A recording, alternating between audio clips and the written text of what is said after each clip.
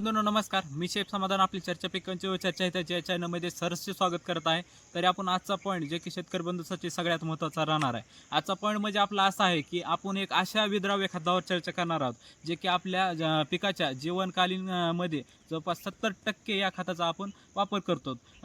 तो खत म्हणजे आपला जे आहे ते 13-0-45 ज्यावर आपण सगळ्यात जास्त म्हणजे फळ फुगवण्यासाठीचं जे काम आहे ते जे आहे ते 13-0-45 आहे. ज्यामध्ये जे आहे ते पोटॅशियमचं प्रमाण जे आहे ते जास्त प्रमाणात येतं.